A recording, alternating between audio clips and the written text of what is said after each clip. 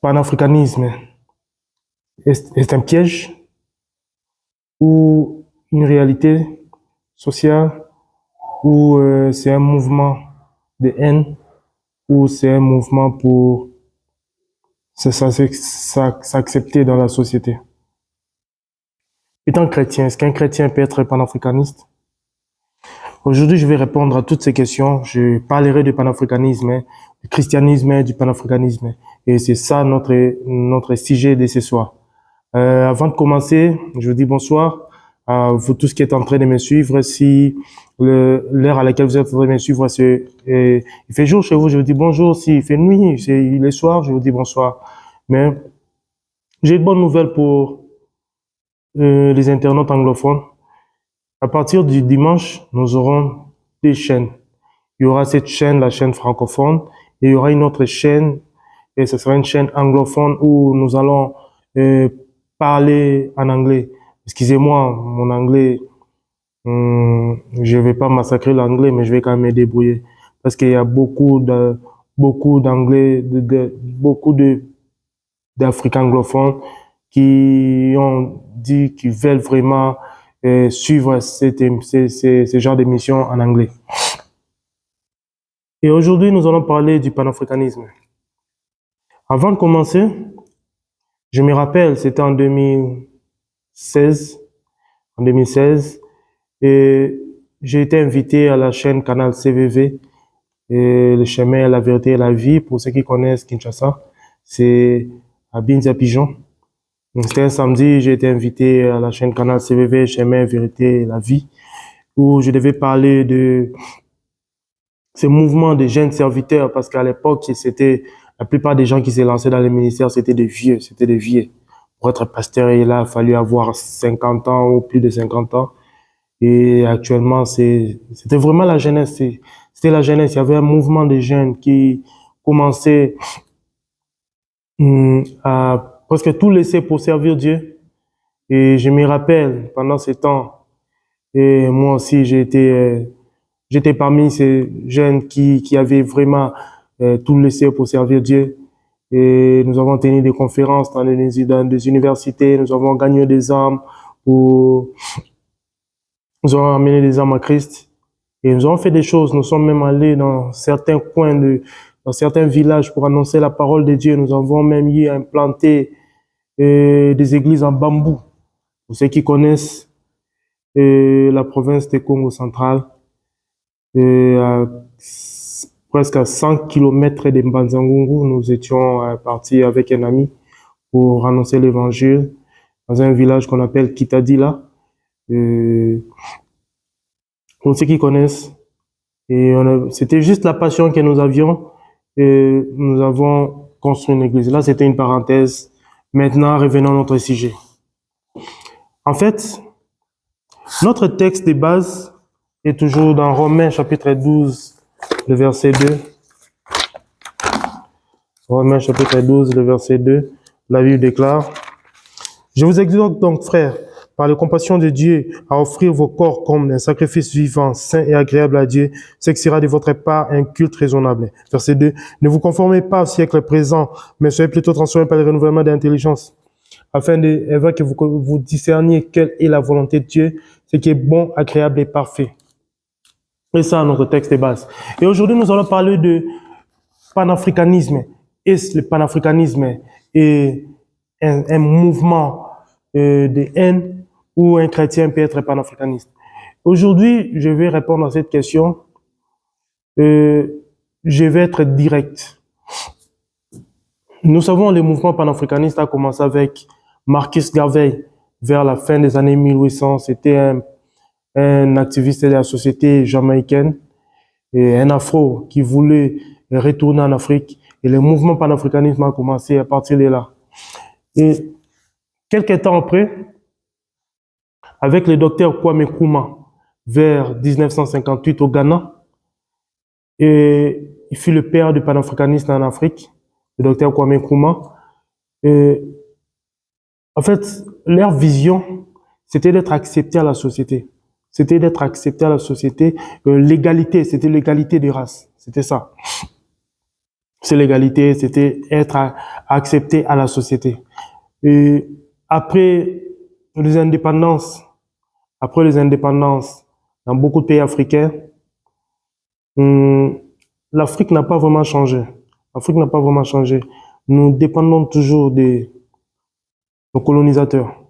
Et c'est ce qui a suscité un autre mouvement panafricaniste. Et après l'indépendance, il y a eu ce que nous connaissons des guerres, comme l'Africain de nature n'aime pas son frère, et l'Africain est des fois manipulable depuis la nuit des temps avec l'esclavagisme. Et lorsque les Arabes sont arrivés vers la fin du 6e, 7e siècle, lorsque les Arabes sont arrivés et il y a eu la première vague de commerce des esclaves. Et qui est en train de faire ça? C'était les Africains nous-mêmes. Nous-mêmes, nous avons vendu nos propres frères. C'était pas, les Arabes n'étaient pas venus par force. Bien sûr que les Arabes étaient venus avec l'argent, avec tout ce qu'ils ont voulu, et ils ont financé même certaines églises de l'Afrique du Nord, d'Alexandrie, de Carthage. Et raison pour laquelle beaucoup de ces églises ont fermé. Il y a eu la destruction totale de la bibliothèque d'Alexandrie. Oui, mais nous, les Africains, nous avons su contribuer à cela. Et la raison pour laquelle il y a des guerres quand un président est au pouvoir, il y a toujours des gens qui sont contre, des gens qui sont contre. Et ces gens suscitent des guerres. Il y a toujours des guerres entre Africains. Entre Africains, on n'accepte pas l'autre. Et c'est ce qui a créé une autre vague de panafricanisme. Mais l'actuel panafricanisme, je dirais que c'est pas le vrai panafricanisme. Le panafricanisme ne suscite jamais une haine raciale. Le vrai panafricanisme ne suscite jamais une haine raciale. Je vois par-ci par-là sur les réseaux sociaux, sur Facebook, sur YouTube, et par-ci par-là, je vois beaucoup de panafricanisme. Non, je vais pas citer les noms. Et lorsqu'ils font leur sermon, leur conférence, c'est vraiment en eux, ça suscite la haine. Ça suscite la haine. Et c'est pas de cette manière qu'une société sera développée. La société africaine est détruite. Et nous avons une moralité détruite. Le fait pasteur Jacques-André Verneau, le visionnaire des églises Laborne, pour ceux qui connaissent les églises Laborne, le fait pasteur Jacques-André Verneau a dit une chose une fois. Il a dit, une société où la morale est détruite, c'est une société qui disparaîtra. Et c'est ce que nous sommes en train de voir actuellement. L'Africain, la société africaine est en voie de disparition. Surtout en République démocratique du Congo. Là, je dirais maintenant de vérité. En République démocratique du Congo, la société est en train d'être disparaître. Pourquoi? À cause de la mauvaise moralité. Il n'y a plus la moralité. Vous me direz qu'il y a la moralité. Mais moi, je vous dirais, pour tout ce qui se passe dans notre pays, il n'y a pas de moralité. Il n'y a pas de moralité. Et regardez comment les gens dansent. Les gens dansent. On trouve ça normal. On trouve normal. Des danses que c'est ce qu'on appelle des musiciens païens dansent. Et aujourd'hui, dans des églises, on commence à danser ces danses. On commence à danser ces danses dans des églises. Les danses païennes sont entrées à l'église. Les danses païennes sont entrées à l'église. Et chers pasteurs, vous êtes des leaders. En Afrique, je peux dire 70% de personnes écoutent les pasteurs. Chers pasteurs, il est temps que vous puissiez prêcher la vérité. Dites la vérité. Vous avez des personnes qui travaillent de haut cadre de la société, qui prient dans vos églises. Il faut leur dire la vérité, d'arrêter la corruption, d'arrêter la haine, d'arrêter le tribalisme, de s'aimer entre les uns les autres, de nous aimer, nous, les uns les autres. Et c'est par là que le monde saura que nous sommes les disciples de Christ. Qu'est-ce que Christ a dit dans sa parole? Il a dit quoi? Comme je vous ai aimé, dans le livre des Jean, comme je vous ai aimé, vous aussi aimez-vous les uns les autres. C'est par là que le monde reconnaîtra que vous êtes mes disciples. C'est par là que le monde reconnaîtra que vous êtes mes disciples. Aujourd'hui, nous avons tendance à une société où la prédication de l'amour n'est plus vraiment prêchée.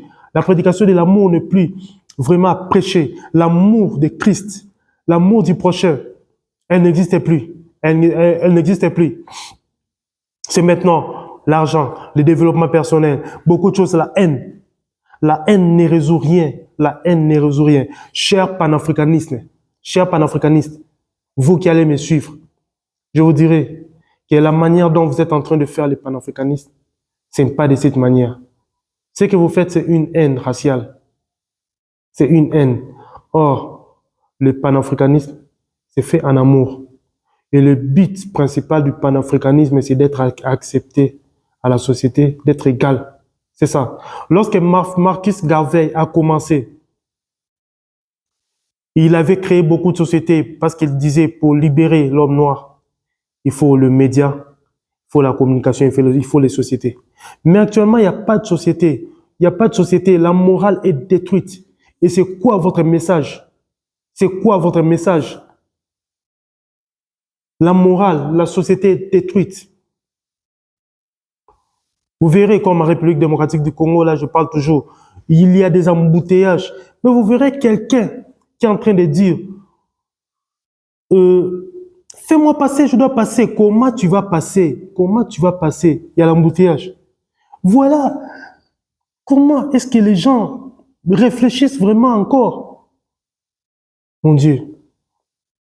Non seulement ça, même les serviteurs de Dieu, la prédication est restée que dans la bouche, la prédication est restée que dans la théologie, mais l'expérience avec le Saint-Esprit, la régénération, est-ce qu'elle existe encore?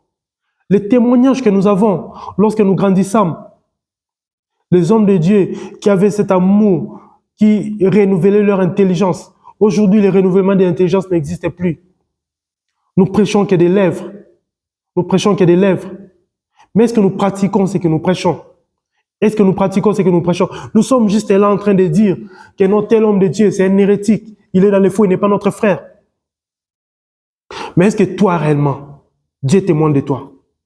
Dieu témoigne de toi. Vous êtes prêt à témoigner en mal des autres qui n'est pas votre frère. Mais est-ce que toi, Dieu témoigne de toi?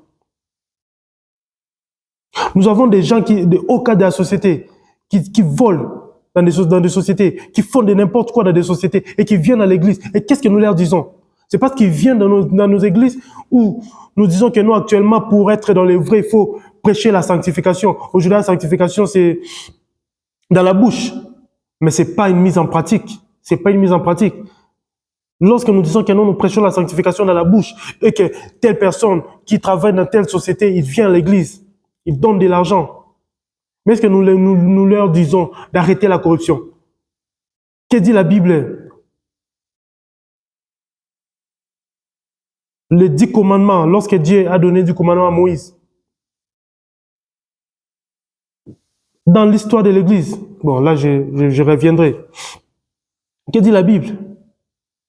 Mais est-ce que nous prêchons cela? Nous sommes seulement là en train de critiquer. Chers prédicateurs, il est temps de revoir le message. Il est temps. Arrêtez tout ce que nous sommes en train de faire. Arrêtez. Tu peux prêcher la sanctification, oui, c'est une bonne chose, mais il faut pratiquer la sanctification. La Bible déclare celui qui est saint, celui qui est juste, c'est celui qui pratique la justice, et non celui qui prêche la justice. Qui est saint, c'est celui qui pratique la justice. C'est celui qui pratique la justice, c'est lui qui est saint, qui doit être déclaré saint. L'auteur des Épîtres aux Hébreux nous dit, recherchons la paix et la sanctification, sans laquelle personne ne verra Dieu. C'est pas prêcher la paix et la sanctification, mais rechercher. Aujourd'hui, nous avons remplacé beaucoup de choses. L'Antichrist n'est pas encore là. Mais son esprit est déjà en train d'agir à l'église. On a remplacé beaucoup de choses. On a remplacé l'évangélisation par la construction des temples. Christ ne nous a pas dit aller construire des temples, mais aller faire de toutes les nations mes disciples. Nous avons remplacé la foi par la pensée positive. Nous avons remplacé la pratique, la mise en pratique de la sanctification par la prédication de la sanctification. Nous avons remplacé beaucoup de choses. Aujourd'hui, nous sommes prêts à condamner les autres. Nous sommes prêts à condamner les autres. Mais notre propre poutre, on ne voit pas ça. La société est détruite. Il n'y a plus de morale. Il y a trop de corruption, même dans les universités. Même dans les universités, chers professeurs, il est temps de changer. Il est temps de changer. Ôtez vos cœurs durs que vous avez pour faire reprendre les étudiants. Vous vous appelez professeur. Vous appelez professeur, vous êtes des docteurs, professeurs à l'université, mais vous sortez avec des petites filles, des étudiantes. Vous êtes prêts à faire échouer des gens. Il est temps d'échanger. Il est temps d'échanger. Les chers panafricains, panafricanistes, revoyez vos messages. Laissez la haine, mais pensez pour construire des entreprises. Pensez pour construire des sociétés et d'engager des personnes. C'est lorsqu'on engage les personnes que la personne va bien penser. Pourquoi? Parce que la personne se dira que non, j'ai mon salaire à la fin du mois. Et c'est de cette manière que le taux de chômage, le vol diminuera. Aujourd'hui, nous avons trop de kouloun en cours de route. Bon, le kouloun, c'est un terme, c'est, comment dirais-je, des bandits, des criminels. Oui, des criminels. Nous avons trop de criminels en cours de route. Tu te promènes comme ça, quelqu'un sort devant toi avec une machette et te dit, laisse tout ce que tu as. Et tu laisses. La société est détruite. Elle est détruite à cause du tribalisme. Parce qu'il est mon frère, parce qu'il est mon frère. Et la société est détruite. Les hôpitaux, les gens meurent sans des bons soins, sans des bons traitements. Les gens meurent. Où va la société? Et les prédicateurs, l'église, actuellement, ton rôle, c'est de prêcher la vérité. Là, je parle de l'église dénominationnelle. Mais est-ce que tu l'as fait? Est-ce que tu le fais encore? Est-ce que tu le fais encore? Est-ce que tu le fais encore? L'amour de l'argent est la racine de tous les maux. Je me rends compte apparemment, c'est l'Africain qui a l'amour de l'argent. Qu'est-ce qui fait la force des Occidentaux? La force des Occidentaux, c'est le travail en équipe. C'est le travail en équipe. Il peut être là, il peut engager son frère, oui. Mais en domaine de telle chose, il engage la personne qui est capable de le faire. En domaine de telle chose, il engage la personne qui est capable. Si c'est son frère qui est capable, ben oui. Si c'est pas son frère, c'est quelqu'un d'autre. Il va l'engager. Mais nous, on regarde telle personne. Ah, non. La corruption. Quelqu'un qui a passé des corruptions dans des universités. Il a fini. On dit, allô, Ninaye, par la corruption.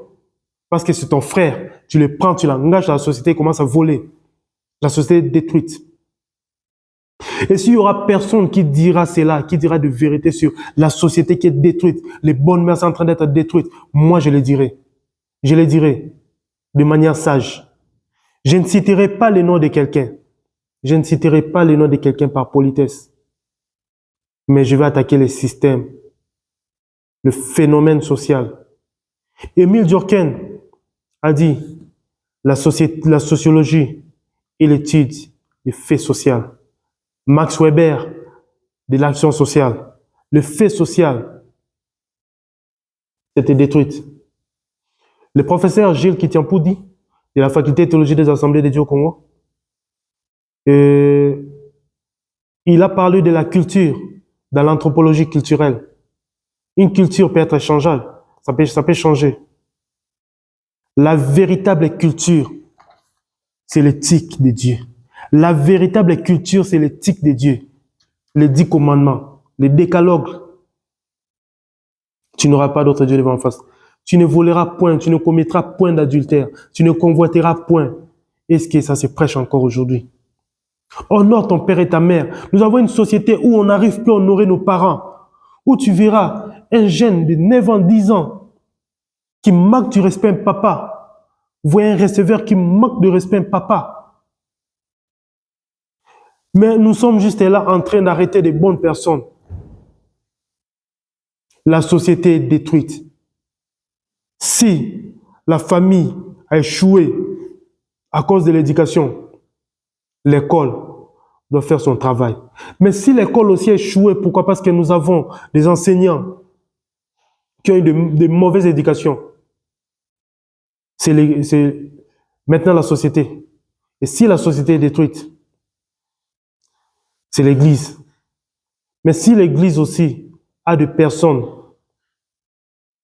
qui n'ont pas de bonnes moralités, c'est un chaos, c'est un déclin. C'est un déclin. Et comme le pasteur Jacques-André Vernon disait toujours, qu'une société sans morale disparaîtra un jour. Une société sans morale disparaîtra un jour. Et si la société n'a pas de moralité, elle va disparaître. Il est temps de prendre les choses en main. Il est temps de prendre les choses en main. Je crois pour aujourd'hui, je vais m'arrêter par ici. Je vais m'arrêter par ici. Et c'est juste ce que j'ai voulu dire. Que Dieu vous bénisse pour tout ce qui avait suivi cette émission. Et toi qui m'as suivi, tu n'as pas encore donné ta vie au Seigneur Jésus-Christ. Tu veux donner ta vie au Seigneur Jésus-Christ. Répète cette prière après moi. Seigneur Jésus-Christ, j'ai entendu ta parole. Je te donne ma vie. Je te donne mon âme. Dirige ma vie, Saint-Esprit, conduis ma vie. Inscris mon nom dans le livre des vies, afin que le dernier jour, que je ne parte pas en enfer, mais que je parte au ciel. Dans le nom puissant de Jésus-Christ. Amen. Que Dieu vous bénisse pour tout ce qui m'avait suivi. Que Dieu vous bénisse. Et j'aimerais que vous puissiez partager cette vidéo. Vous puissiez partager cette vidéo. Nous avons besoin d'un changement de la société. C'est ce que nous avons besoin. Que Dieu vous bénisse. Et la suite au prochain numéro.